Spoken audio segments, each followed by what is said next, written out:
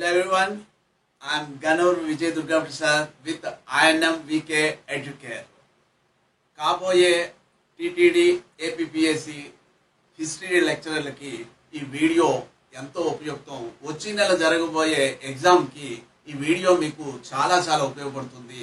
ముఖ్యంగా గత ప్రశ్నపత్రాల ఆధారంగా మార్కుల విభజన ఎలా జరిగిందో మీకు ఈ వీడియోలో వివరించడం జరుగుతుంది. అలాగే ఏ పుస్తకాలు చదివితే విజయం సాధించవచ్చు అన్నది కూడా ఇందులో చూద్దాం. వాటితో పాటే ఆ ప్రశ్నల విభజన ఒకసారి ఓవర్వ్యూ మన సిలబస్ ను కూడా చూద్దాం. ఈ వీడియో ప్రత్యేకత ఇదే. ముఖ్యంగా మీరు చేయవలసింది వీడియో చూడడం, అలాగే సబ్స్క్రైబ్ చేయడం, వాటితో పాటు షేర్ చేయండి, లైక్ చేయండి.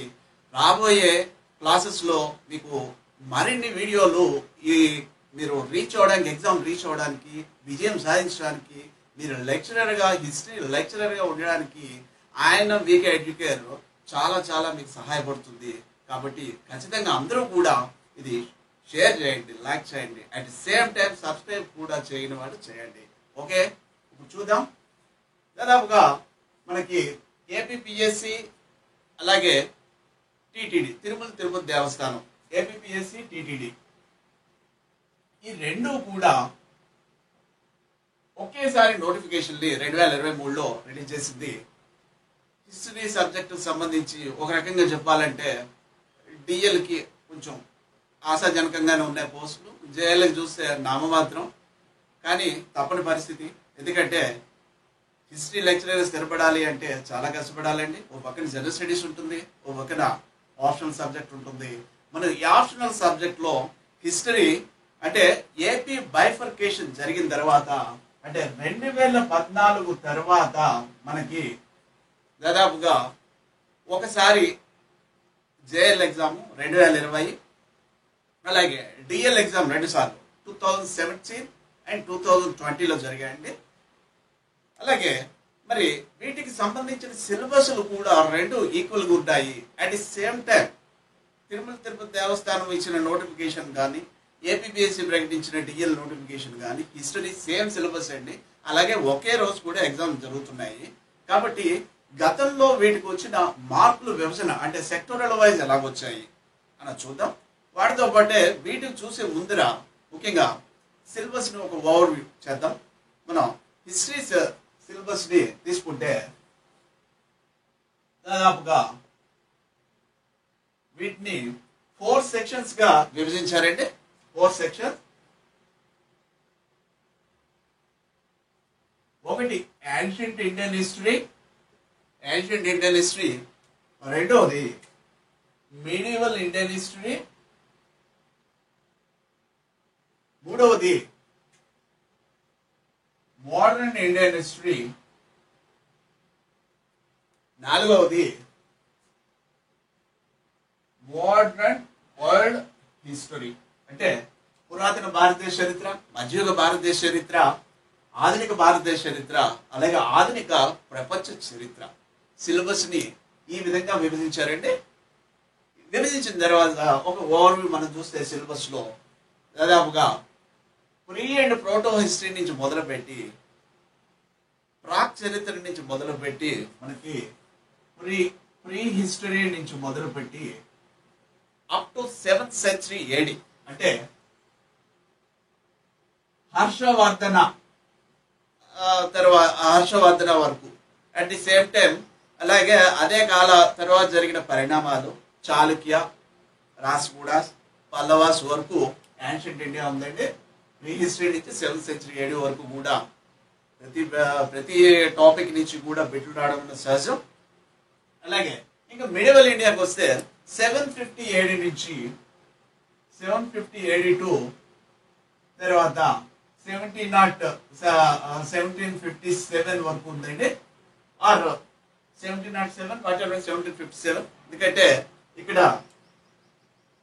మోడర్న్ ఇండియాని 1757 దగ్గర నుంచి వాళ్ళు చూపించారు కాబట్టి మనం ఇంతవరకు కూడా మిడివల్లోనే మనం చదవాల్సిన అవసరం ఉంది. ఇక్కడ ముఖ్యంగా 750 AD అనేది మనకి ఒక ఎర్లీ మిడివల్ ఇండియాకి వస్తుంది. అది రాజ్పుట్స్, అలాగే చోళాస్, రాజ్పుట్ల తర్వాత అంటే చోళాస్ అంటే ఇక్కడ మనం ఎక్కడైతే మనం ఆపుతున్నామో ఇక్కడ పల్లవ, చాళుక్య, తర్వాత రాష్ట్రకూటాస్, దాని తర్వాత జరిగిన పరిణామాలు, దాని తర్వాత జరిగిన రాజకీయ వ్యవస్థ చోళాస్ సంబంధించింది.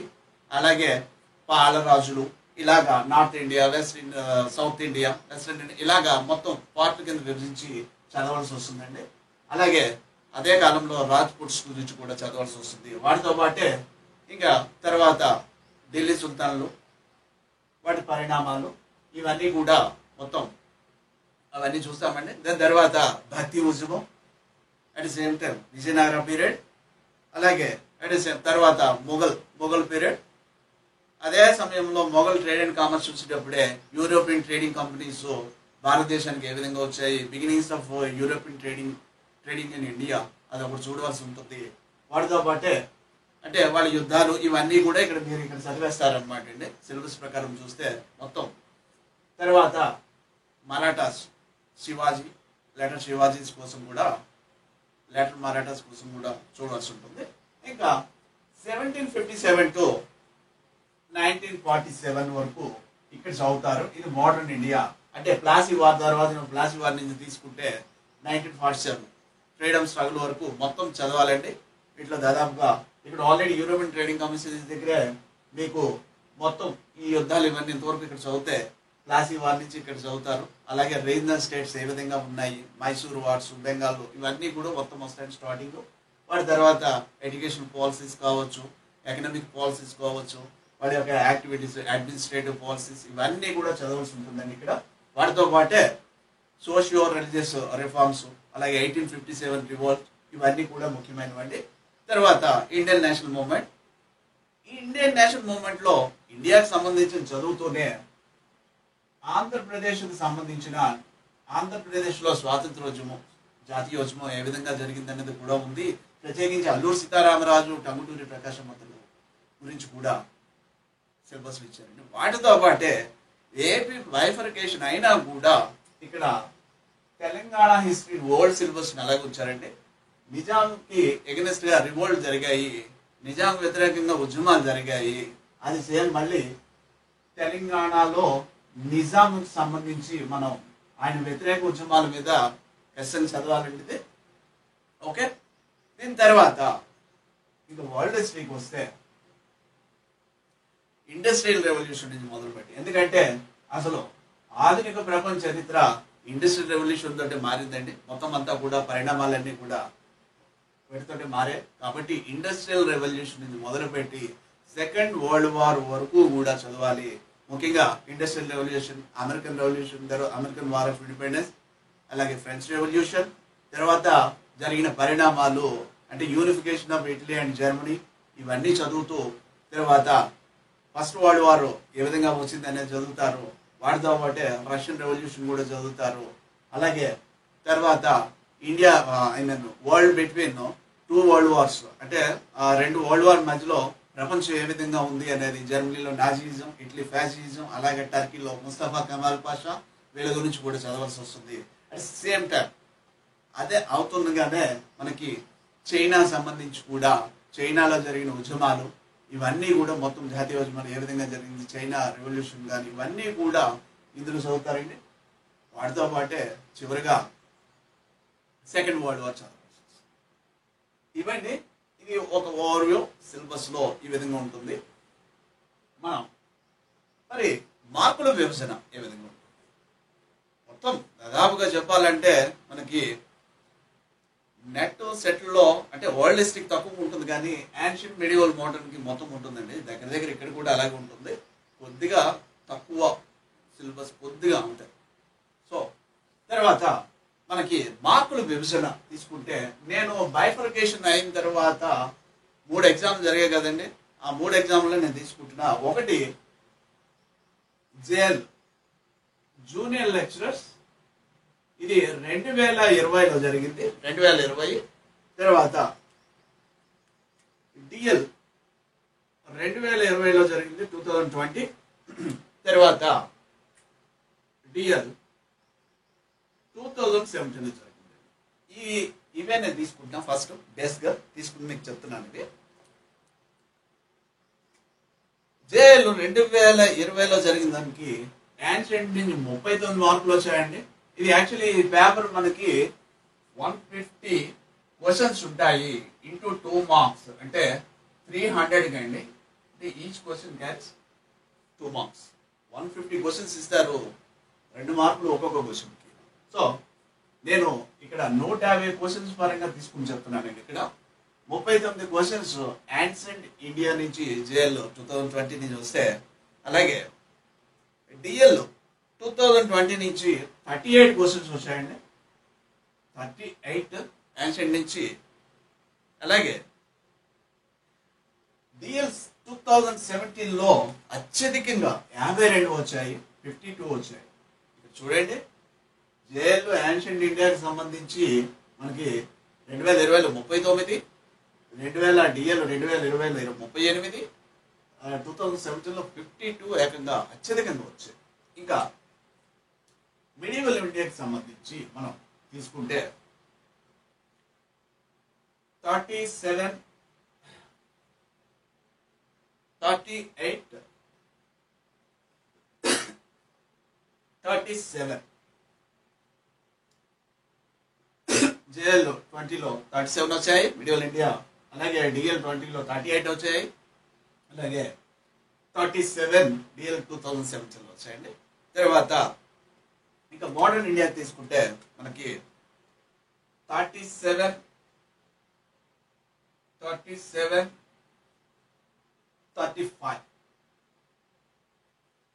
చూడండి, ఇక్కడ దాదాపుగా దగ్గరగా 35+ లోనే ఉంటున్నాయి ఎక్కువ. 37, 35 అండి. తర్వాత వరల్డ్ కి సంబంధించి 37, 26 అంటే జేఎల్లో యాన్షియంట్ ఇండియా. ఇప్పుడు ఇలా వద్దామండి. జేఎల్ యాన్షియంట్ ఇండియా 39 వచ్చాయి. అలాగే మిడివల్ ఇండియా సంబంధించి 37 వచ్చాయి. అలాగే మోడర్న్ ఇండియన్ హిస్టరీకి సంబంధించి 37 వచ్చాయండి, 37. అలాగే వరల్డ్ హిస్టరీకి సంబంధించి కూడా 37. ఇది జేఎల్ 2020. అలాగే డిఎల్ 2020 సంబంధించి 38, మోడర్న్ 37, తర్వాత 37. Next DL 2017. ఇది టూ మచ్ అండి. ఇది మాత్రం ఈ పేపర్ అసలు ఒక రకంగా చెప్పాలంటే మనం లెక్కలోకి తీసుకోవాల్సిన అవసరం లేకుండా వీళ్ళు ఇవ్వడం జరిగింది. చెప్తాం, దీని గురించి మాట్లాడదాం. 52 యాన్షియంట్ ఇండియా, 37 తర్వాత 37 వచ్చేసి మిడివల్ ఇండియా, తర్వాత 35 వచ్చేసి మోడర్న్ ఇండియా, తర్వాత 26 వచ్చేసి వరల్డ్ హిస్టరీకి సంబంధించి వచ్చాయి. సో అంటే ఇక్కడ మనం చూస్తే దాదాపుగా 35+ లోను ఉంటున్నట్టుగా మనం అనుకోవచ్చు. ప్రతి మనకి ఈ సబ్జెక్ట్ ని సెగ్రిగేట్ చేసిన తర్వాత సిలబస్ ని ఇలా మనం ఈ పీరియడ్ వైజ్ చేసిన తర్వాత చూసినప్పుడు యాన్షియంట్ ఇండియా కానీ, మిడివల్ ఇండియా కానీ, మోడర్న్ ఇండియా కానీ, వరల్డ్ హిస్టరీ కానీ సమ ప్రాధాన్యత ఉన్నాయండి. ఏదో ఒకసారి జరిగితే జరగచ్చు, కానీ దగ్గరగా అన్ని కూడా 35+ అటు ఇటుగానే ఉంటున్నాయి. 35 to 40 మధ్య ఉండే అవకాశం ఉంటుంది. కాబట్టి ప్రతి వాటి మీద, ప్రతి విషయం మీద కూడా చాలా కేర్ఫుల్గా మీరు చదవాలి. ఈ వాటికి ఆల్రెడీ చదువు ఉంటారు. కేర్ఫుల్గా మీరు చదివితే ఇంకొంచెం బాగా మంచి అత్యధికమైన మార్కులు మీరు తెచ్చుకునే అవకాశం ఉంటుంది. కాబట్టి ఓకే.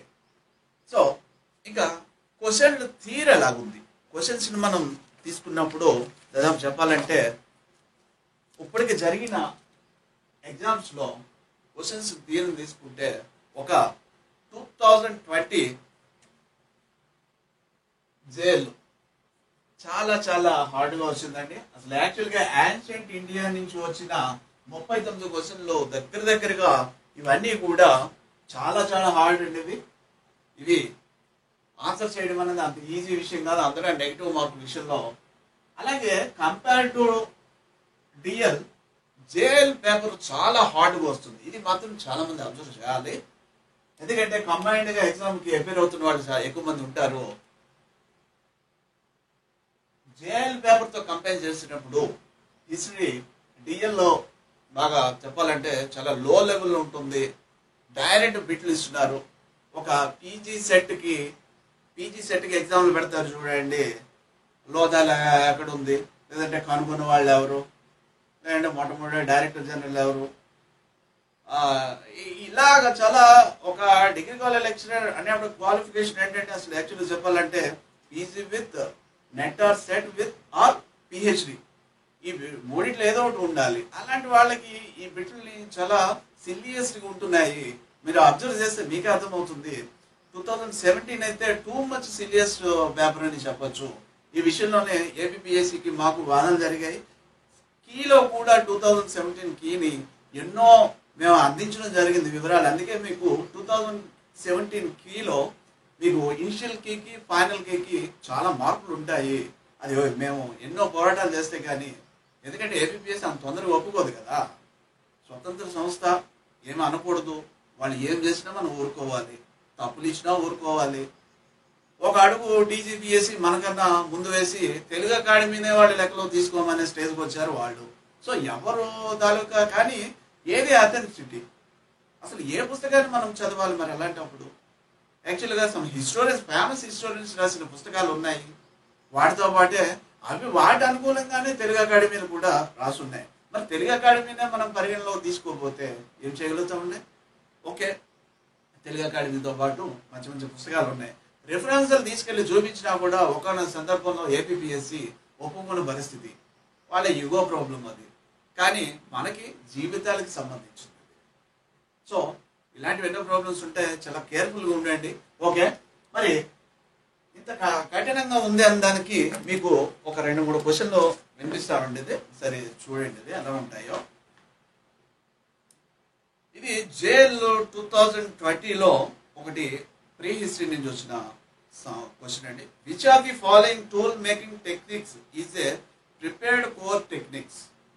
క్రింది పనిముట్టు తయారీ పద్ధతుల్లో ప్రిపేర్డ్ కోర్ అంటే తయారు చేసే కోర్ టెక్నిక్ ఏది అని అడుగుతున్నారు. అష్యూలియన్, లెవలోషియన్, మౌస్టీరియన్, ఓల్డోవర్. ఇది యాక్చువల్గా చెప్పాలంటే మనం ఫస్ట్ టైం అండి ఏపీపీఎస్సీ చరిత్రలోనే నిజంగా సమర్థులైన మంచి ప్రొఫెసర్స్ ఎవరు చేతికి వెళ్ళినట్టుగా అనుకోవచ్చు. ఇంతకాలం కూడా సమర్థులైన ప్రొఫెసర్లు ఇచ్చినా కూడా వాళ్ళు సమర్థత పేపర్లో ఎప్పుడూ కూడా బయటపడలేదు. ఎందుకంటే దానికి ప్రత్యక్ష సాక్ష్యం మేమే కాబట్టి. గతంలో పేపర్లు తీసుకుంటే చాలా నేరో లెవెల్ ఉన్నాయండి, ఇలాంటివి చాలా చాలా హార్డ్గా ఉన్నాయి. ఇప్పుడు నేను క్వశ్చన్ చదివింది మీకు అర్థమై ఉంటే ఇది మనకి ప్రీ హిస్టరీలో మనకి టూల్ మేకింగ్లో వచ్చే క్వశ్చన్ అండి. ఇది మామూలుగా చదివితే అందుకోలేరు, చాలా డెప్త్గా వెళ్ళాలి, ప్రాక్ చరిత్ర బాగా చదివితేనే చేయగలుగుతారు. అట్ సేమ్ టైం మన డిఎల్ క్వశ్చన్ నేను చూద్దాము. ఓకే, డిఎల్ క్వశ్చన్స్ని అట్ సేమ్ టైం మనం చూసినప్పుడు ప్రీ హిస్టరీకి సంబంధించి మనం చూద్దామండి. ఒకటి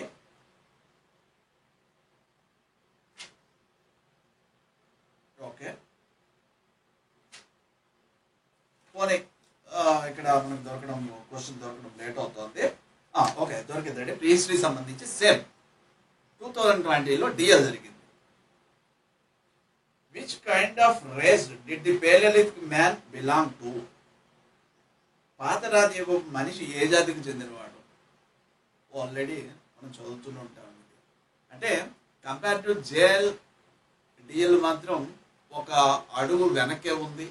క్వాలిటీ పరంగా తీసుకుంటే డిఎల్ చాలా లో లెవెల్లో ఉంది. కాబట్టి మీరు ప్రిపరేషన్ చేసేటప్పుడు జేఎల్ నెలగా హై లెవెల్లో చదువుతారు కాబట్టి, మంచి మంచి పుస్తకాలు చదువుతారు కాబట్టి, డిఎల్ విషయంలో కాన్సెప్ట్ని డైరెక్ట్గా వచ్చి బిట్లని చాలా కేర్ఫుల్గా ఆన్సర్ చేయవలసి వస్తుంది ఇక్కడ. ఎందుకంటే మీకు తెలిస్తేనే పెట్టగలరు, ఆలోచించి ఇక్కడ అవసరం లేదు, ఇంకా డైరెక్ట్ ఏదైనా కూడానండి. అలాగే చూడండి, మలివేద కాలంలో కృష్ణాల అంటే అర్థం ఏమిటి? ఇది డిఎల్ క్వశ్చన్ అండి. వచనం, నాణం. మళ్ళీ చూడండి ఎంత ఈజీగా కింద ఆప్షన్స్ ఇస్తున్నారు. వచనం అట, టెక్స్ట్ అట, కాయిన్, నాణం, పన్ను, మట్టి. ఈ మాత్రం తెలుసుకునే వాళ్ళు డిఎల్ ఎగ్జామ్ కూర్చుంటారా? ఇలాంటి క్వశ్చన్స్ తోటి ఏపీపీఎస్సీ అధ్వానంగా ఉందండి. బట్ ఏపీపీఎస్సీని జేఎల్ విషయంలో, జూనియర్ లెక్చరర్స్ విషయంలో మాత్రం పేపర్ సెటర్ ఎవరో కానీ వాళ్ళకి హ్యాట్సాప్ చెప్పాలి. 2020 పేపర్ మాత్రం మామూలుగా లేదండి. ఆ పేపర్ 150కి 100 దాటే అంటే మాత్రం చాలా గ్రేట్. సాధారణంగా చాలా గ్రేట్ 100 దాటే అంటే. సాధారణంగా మనకి ఆప్షనల్ అనేది ఒకప్పుడు నెగిటివ్ లేనప్పుడు అంటే 2004 నుంచి తీసుకుంటే మనకి 130+, 135, 140 దగ్గరగా ఉంటున్నాయి. తర్వాత నెగిటివ్ ఇంట్రడ్యూస్ చేసిన తర్వాత నుంచి అది డౌన్ అయిపోయిందండి. దగ్గర 100 అబోవ్ వచ్చిందంటే చాలా గ్రేట్. బట్ డిఎల్ ఎగ్జామ్కి వచ్చేసే అవకాశం ఉంది. ఎందుకంటే అన్ని డైరెక్ట్ క్వశ్చన్స్, చాలా డైరెక్ట్ క్వశ్చన్స్. ఇవన్నీ కూడా మీరు even though out of the syllabus కూడా డిఎల్ ఎగ్జామ్లో జరుగుతున్నాయండి. వీటికి కోసం కూడా గతంలో పోరాటాలు జరిగాయి. కానీ మన ఏపీపీఎస్సీ అతివాదం ఒక రకంగా చెప్పాలంటే వాళ్ళ యొక్క ఆలోచన విధానాన్ని మనం అంచనా వేయలేము. కానీ వాళ్ళు ఏమీ అనలేము.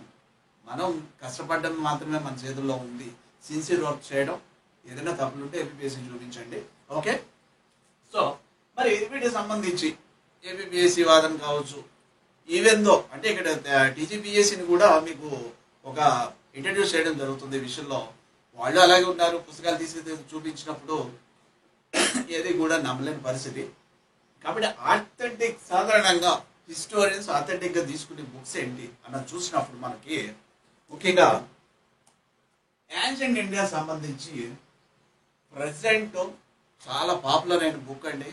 అండ్ యాన్షియంట్ ఇండియాకి సంబంధించి ఉపేందర్ సింగ్ అండి, ఉపేందర్ సింగ్. ఓకే, ఇది ancient India and early medieval India up to Cholas వరకు కూడా ఉంటుందండి. అంటే అఫ్ కోర్స్ ఈ పుస్తకంలో ఇది చదవగలిగి అర్థం చేసుకుని, అంటే బోత్ మీడియాలో ఉంది. యాన్షియంట్ ఇండియాకి సంబంధించి నేను ఇది చెప్తున్నానండి, బోత్ మీడియాలో ఉంది, తెలుగు ఇంగ్లీష్లోనే ఉంది. ఎటొచ్చి వీటిని అండర్స్టాండ్ చేసుకుని చాలా కాలం, చాలా టైం పట్టేస్తుంది. బట్ ఇది ఒక ఆథెంటిక్ బుక్ అండి. వీటితో పాటే మరి మనం ఎక్కువగా చెప్పుకునే పుస్తకాల్లో ఆర్య శర్మ ఉంటుంది. కానీ Arya Sharma general studies point of వ్యూకి చాలా ముఖ్యమైనది. ఏపీపీఎస్సీ గ్రూప్ 1 లెవెల్ కావచ్చు, అంటే సివిల్స్ కావచ్చు, జనరల్ స్టడీస్కి లేదా ఆప్షనల్లో ఎస్ఎల్ రాయడానికి ఉపయోగపడుతుంది. కానీ ఆబ్జెక్టివ్కి కొంచెం తక్కువగా ఉపయోగపడుతుంది, ఎస్పెషల్లీ ఆప్షనల్కి సంబంధించి. Arya Sharma India's ancient past or NCERT book. వాటితో పాటే D N Jha and outline history of ancient India, అది చాలా ముఖ్యమైనదండి. డిఎన్ జా కూడా, అంటే ఉపేందర్ సింగ్ కాకుండా నేను చెప్తున్నాను. తర్వాత ఆర్సి మజుందార్, 3 ఆథర్స్. ఇది యాక్చువల్లీ చెప్పాలంటే ఒరిజినల్గా హిస్టరీ నేర్చుకోవాలి అనుకున్న వాళ్ళకి ఈ పుస్తకం చాలా ముఖ్యమైనది, ఆర్సి మజుందార్. ఓకే, ఇప్పుడు నేను చెప్పిన దాంట్లో అన్ని ఇంగ్లీష్ మీడియంవి చెప్పాను. బట్ తెలుగులో ఉన్నది ఉపేందర్ సింగ్ ఉంది ఆల్రెడీ. ఆర్య శర్మ కూడా తెలుగు ట్రాన్స్లేషన్ ఉంది. కానీ మరి తెలుగు మీడియం ఆర్ ఏపీపీఎస్సీ ఒక్కొక్కసారి మనకి టెక్స్ట్ బుక్స్ని, రెఫరెన్స్ని వాళ్ళు ఏమనుకుంటారో వాళ్ళ నుంచి ఆ పుస్తకాల నుంచి ఇవ్వడం జరుగుతుంది. ఓకే, మరి వీటికి ఆల్టర్నేటివ్ ఏంటి? యాన్షియంట్ ఇండియాకి వీటికి ఆల్టర్నేటివ్ ఏంటి అంటే, మనం ట్రెడిషనల్ వేలో వచ్చినప్పుడు, ఆప్షనల్కి చదివేటప్పుడు తెలుగు అకాడమీని బేస్ చేసుకుంటాం. తెలుగు అకాడమీ పుస్తకాలని బేస్ చేసుకుంటూ రావాల్సి వస్తుంది. ఇంటర్మీడియట్ నుంచి కూడా అవన్నీ గ్యాదర్ చేసుకోవాలండి. యాక్చువల్గా అయితే ఇంటర్మీడియట్, తర్వాత డిగ్రీ, తర్వాత పీజీ. ఇది ఒక ట్రెడిషనల్ వేలో రావడం. అంటే ఇవి చదివి అండర్స్టాండ్ చేసుకోలేమనుకున్నాడు, ట్రెడిషనల్ వేలో రావాల్సిన పద్ధతి అది. అవి చదవడం మూలంగా ఏమవుతుందంటే సబ్జెక్ట్ గైడ్ అయిపోతుంది. మొత్తం అంతా కూడా మనకి సబ్జెక్ట్ అవగాహన వచ్చేస్తుంది బాగాను. సో క్వశ్చన్స్ని కూడా మీరు ట్యాకిల్ చేసే విధంగా ఉంటుంది. అలాగే అంబేద్కర్ యూనివర్సిటీ పుస్తకాలు కూడా అవైలబిలిటీనే ఉంటుంది. తర్వాత ఇప్పుడు ఇంకొకటి కూడా ఇక్కడ మనం గుర్తుపెట్టుకోవాలి, AP higher education council already వెబ్సైట్లో పుస్తకాలు ఉన్నాయి పెట్టింది. బిఏకి సంబంధించి బైలింగ్వల్ ఉన్నాయి. కానీ ఇక్కడ కేర్ఫుల్గా ఉండవలసింది, తెలుగు మీడియం వాళ్ళు ఆ ఇంగ్లీష్ను పూర్తిగా ఇవ్వలేదండి. అక్కడ జిస్ట్ రూపంలో ఇచ్చారు. ఆ జిస్ట్లో కూడా ఒక్కొక్కసారి అంటే మరి వాళ్ళు మరి అర్జెంట్ అనుకున్నారు ఏమనుకున్నారు తెలియదండి. ఓసారి ఇంగ్లీష్లో ఉన్నదానికి, ఓసారి తెలుగులో ఉన్నదానికి జిస్ట్ అయినా కూడా తేడాగా కనపడుతున్నాయి. కాబట్టి కేర్ఫుల్గా ఇంగ్లీషు తెలుగుని రెండు కంబైన్డ్గా చదవండి. ఇది విద్యార్థులకు ఒక రకంగా చెప్పాలంటే అది వరమో శాపమో కూడా అర్థం కాని పరిస్థితి. ఆ బైలింగ్వల్ పుస్తకాలు అలా ఉన్నాయని పరిస్థితి. ఓకే, కానీ ఆథెంటిక్గా ఇచ్చిన ఇన్ఫర్మేషన్ అయితే బాగానే ఉంది, కాబట్టి చూడొచ్చు మీరు.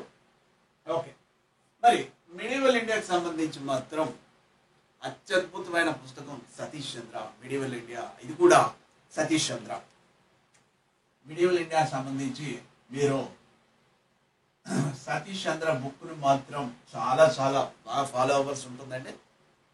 చాలా కేర్ఫుల్గా మాత్రం మీరు ఫాలో అవ్వాలి. మిడివల్ ఇండియా అది ట్రాన్స్లేషన్ కూడా ఉంది కాబట్టి నో ప్రాబ్లం, తెలుగులో కూడా ఉంది. అట్ సేమ్ టైం దానికి ఆల్టర్నేటివ్గా యాక్చువల్లీ చెప్పాలంటే ఆల్టర్నేటివ్గా మనం 3 ఆథర్స్ చెప్పొచ్చు, అలాగే ఏఎల్ శ్రీవాస్తవ చెప్పొచ్చు అండి.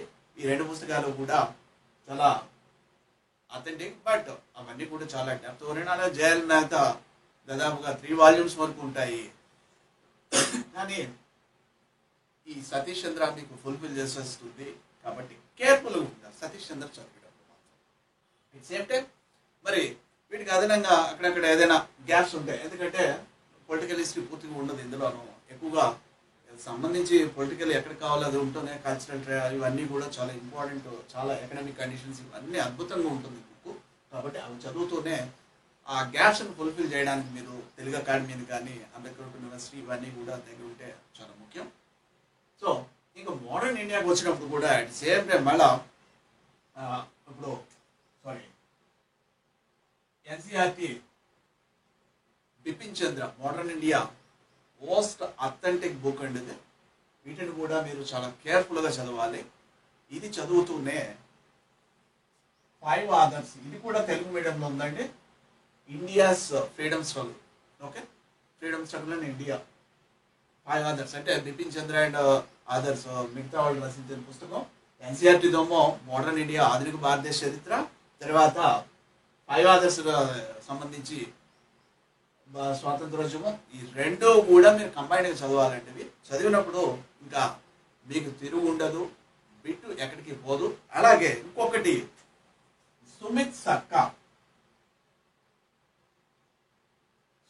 సర్కార్ మోడర్న్ ఇండియా, ఇది కూడా తెలుగు ట్రాన్స్లేషన్. ఇప్పుడు నేను చెప్పిన 3 పుస్తకాలు ఇంగ్లీషు తెలుగు రెండిట్లోనూ కూడా ఉంటాయి. ఈ 3టిని చాలా జాగ్రత్తగా చదివిన వాళ్ళు చాలా ఈజీగా అవి ఆన్సర్ చేయగలుగుతారు. ఖచ్చితంగా ఒక లెక్చరర్ అయ్యే వాళ్ళ యొక్క లక్షణం ఈ పుస్తకాలన్నీ. ఎవరైతే ఒక లెక్చరర్గా అవ్వాలనుకుంటున్నారో ancient India RS Sharma, medieval India Satish Chandra, modern India Bipin Chandra, ఈ పుస్తకాల మీద మీకు ఎంత కమాండ్ వస్తే అంత మీరు లెక్చరర్గా భవిష్యత్తులో రాణించగలుగుతారు. ఓకే, ఇంకా యాజ్ గా తెలుగు అకాడమీ కావచ్చు, దానికి ఆల్టర్నేటివ్ అలాగే అంబేద్కర్ యూనివర్సిటీ కూడా తీసుకోవచ్చండి. ఇంకా మరి వరల్డ్ హిస్టరీ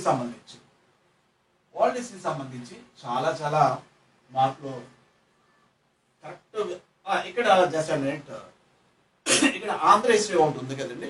ఆంధ్ర హిస్టరీ సంబంధించి నేను సజెస్ట్ చేసేవి 2 పుస్తకాలు. పిఆర్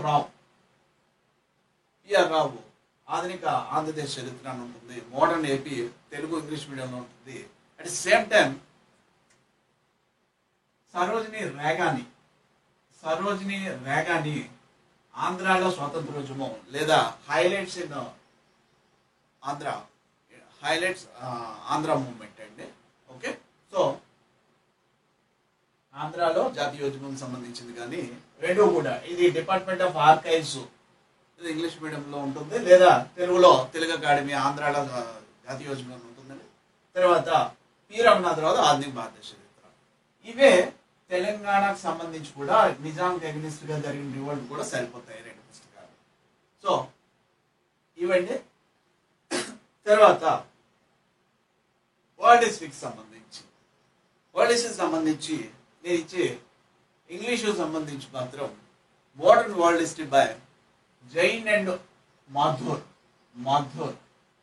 ఓకే, జైన్ ఇది ఇంగ్లీష్ మీడియం అండి. Jain and Mathur modern world history. అలాగే ఎల్ ముఖర్జీ, ఓకే, అలాగే ఎల్ ముఖర్జీ. చాలా పుస్తకాలు ఉంటాయండి ఎల్ ముఖర్జీ సంబంధించి, యూరోపియన్ హిస్టరీకి సంబంధించి మన సిలబస్ రిలేటెడ్గా మనం తీసుకుని చదువుకోవాలి. ఈ 2 మాత్రం చాలా అథెంటిక్గా ఉన్నాయి. ఈ జైన్ అండ్ మాథూర్ అనేది కాంపిటేటివ్ ఎగ్జామ్స్ నేచర్లో ఉంటే, ఈ ఎల్ ముఖర్జీ అనేది మనకి అది టెక్స్ట్ బుక్ చాలా చాలా ఉపయోగపడుతుంది. అలాగే మరి తెలుగులో సంబంధించి నేను చెప్పిన ఇంటర్మీడియట్ దగ్గర నుంచి మీరు చదువుకోవచ్చు. కానీ నేను స్పెసిఫిక్గా మోస్ట్ ఇంపార్టెంట్గా రిఫర్ చేసి తెలుగు అకాడమీకి సంబంధించి మాత్రం ఆధునిక ఐరోపా చరిత్ర కావచ్చు, లేదా ఆధునిక ప్రపంచ చరిత్ర తెలుగు అకాడమీ. అలాగే పీజీది కూడా బుక్ ఉంటుందండి, ఆధునిక ప్రపంచ చరిత్ర. సో ఈ రెండు కూడా చాలా చాలా అథెంటిక్ బుక్స్.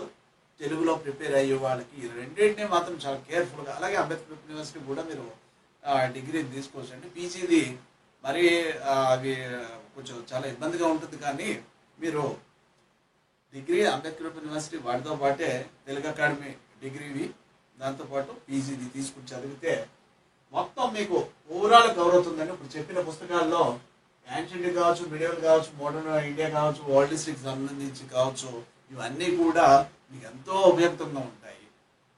ఓకే, మరి ఏ క్వశ్చన్ పేపర్స్ ఆన్సర్ చేయాలి? సాధారణంగా మీరు చదివిన తర్వాత ఎక్కువగా మీరు ఏం చేస్తారు? చదవడం. సాధారణ స్ట్రాటజీ ఏంటంటే ఆబ్జెక్టివ్ ఎగ్జామ్స్ సంబంధించి చదవడం, చదివిన దాంతో పాటే మనం తర్వాత బిట్లు ఆన్సర్ చేయడం. ఎక్కడ బిట్లు తక్కువ మనకి అంటే తప్పుడు ఇదవుతున్నాయో వాటికి సంబంధించి మళ్ళీ కొంచెం ముందుకు వచ్చి రెక్టిఫై చేసుకుని మళ్ళీ చదవడం. ఓకే, ఇదే సమయంలో ప్రీవియస్ పేపర్స్ని మర్చిపోకండి.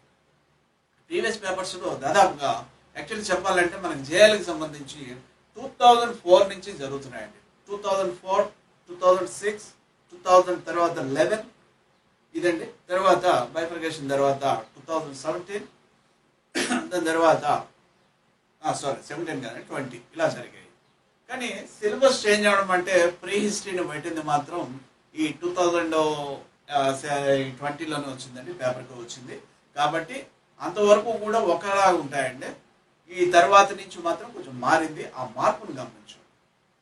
ఒకటి, అలాగే వీటితో పాటే TGPSC JLs paper, DL paper కానీ ఇవన్నీ కూడా చూడండి.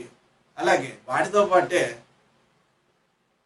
మన ఏపీ ఆర్సెట్ కావచ్చు, రీసెర్చ్ కామన్ ఎంట్రన్స్ టెస్ట్, లేదంటే పీజీ ఎంట్రన్స్లు జరుగుతుందండి హిస్టరీ ఆప్షనల్ తోటి, ఆ పేపర్లు చూడొచ్చు. వాటితో పాటే సెట్ నెట్ కూడా ఒకసారి మీరు చూస్తే అవన్నీ ఆన్సర్ చేయగలిగితే చాలా ఈజీ అయిపోతుంది. ఇవన్నీ కూడా నేను ఈ పేపర్లు ఆధారంగా చేసుకుని ప్రీవియస్ పేపర్స్ ఆన్సర్ అంటే ఆధారంగా చేసుకుని ఐఎన్ఎం ఎడ్యుకేర్ తరపున నేను రాబోయే వీడియోస్ని మీకు రాబోయే కాలంలో మీకు వీడియోస్ని అందించబోతున్నాను. ముఖ్యంగా ప్రీవియస్ పేపర్స్ని బేస్ చేసుకుని ఒక్కొక్క చాప్టర్ నుంచి ఎలాగొచ్చాయి క్వశ్చన్స్, ఎన్ని క్వశ్చన్స్ వచ్చాయి, వాటితో పాటు ఏ క్వశ్చన్స్, వాటికి ఎక్స్ప్లెనేషన్ ఏంటి, ఇది ఇవ్వబోతున్నాను. కాబట్టి మీరు ఒక రోజుకి వీడియో పెట్టిన రోజు ఒక అరగంట కావచ్చు, పావుగంట కావచ్చు, అది కేటాయించగలిగితే మీకు రేపు డిఎల్ కానీ జేఎల్ కానీ అయ్యే అవకాశాల్లో ఇది చాలా చాలా తోడ్పడుతుంది. కాబట్టి కేర్ తీసుకోండి. నేను రాబోయే వీడియోలో కూడా ఇవన్నీ కూడా అందిస్తాను. మీరు చేయవలసిందల్లా ఏం చేయాలండి? ఖచ్చితంగా సబ్స్క్రైబ్ చేయడం, వాటితో పాటు షేర్ చేయడం, అట్ సేమ్ టైం లైక్ చేయడం. మీ ఎంకరేజ్మెంట్ ఉంటే మరిన్ని వీడియోలు మీకు అందించగలుగుతాను. ఖచ్చితంగా ఎవరైతే ప్రీవియస్ పేపర్స్ని పట్టు సాధించారో, సిలబస్ మీద ప్రీవియస్ పేపర్స్ మీద పట్టు ఎవరైతే సాధించారో వాళ్ళు ఖచ్చితంగా ముందు ఉంటారని విజయం సాధిస్తారు. ఎందుకంటే అందరూ నెగిటివ్ మార్క్స్ ఉన్న ఎగ్జామ్ కాబట్టి తెలుసున్న బిట్టు ఒకటి కూడా పోకూడదు. అది మాత్రం గుర్తుపెట్టుకోండి. సాధారణంగా మనలో చేసే మిస్టేక్స్ ఏంటంటే ఎక్కువగా తెలుసున్న బిట్లనే మనం పోగొడతాం. కారణం ఏంటంటే ఓవర్ కాన్ఫిడెన్స్, అవి రివిజన్ ఉండదు. కాబట్టి ఆ వంతు నేను తీసుకుంటున్నా. ఎస్పెషల్లీ ఐఎన్ఎం వీకే ఎడ్యుకేట్ తీసుకుని మీకు ఏం చేస్తుందంటే ప్రీవియస్ పేపర్ని ఎక్స్ప్లెనేషన్ ఇస్తుంది. కాబట్టి మీకు ఏ విధంగా వచ్చినా మీకు క్వశ్చన్ మీరు ఆన్సర్ చేసే విధంగా ఉంటుంది. ముఖ్యంగా ప్రీవియస్ పేపర్స్ అనేది మీరు అబ్జర్వ్ చేసినప్పుడు 20 to 30% రిపీట్ అవుతూనే ఉంటాయి. కానీ అది మనకు తెలియదు. క్వశ్చన్ని కొంచెం మార్చి ఇవ్వచ్చు ఒక్కోసారి. అందుకనే ఇలాంటి వాటికి అనుకూలంగా మనం ఇక్కడ ఫర్దర్ వీడియోస్లో ఎక్స్ప్లెనేషన్ అవి ఇస్తాం. కాబట్టి నిజంగా మీకు ఇవి చాలా చాలా హెల్ప్ఫుల్గా ఉంటాయండి. ప్రతిదీ కూడా చాప్టర్ వైజ్ ఉందాం, మార్కులు ఎన్ని వస్తున్నాయి, ఆ చాప్టర్లు ఎన్ని వస్తున్నాయి అన్నది ఇవన్నీ కూడా 1 by 1 ఇవ్వడం జరుగుతుంది. బహుశా ఇవి మీడియవల్ ఇండియా నుంచి నేను మొదలు పెడుతున్నాను ఫస్ట్ వీడియోని. ఈ ఎక్స్ప్లెనేషన్ వీటికి సంబంధించి సిలబస్ పరంగానే వస్తూ ఉండే ఇది ఉపయోగించుకుంటారని ఆశిస్తున్నాను. ఓకే, వన్స్ అగైన్ సబ్స్క్రైబ్ చేయండి, సేమ్ టైం షేర్ చేయండి, లైక్ చేయండి. ఓకే.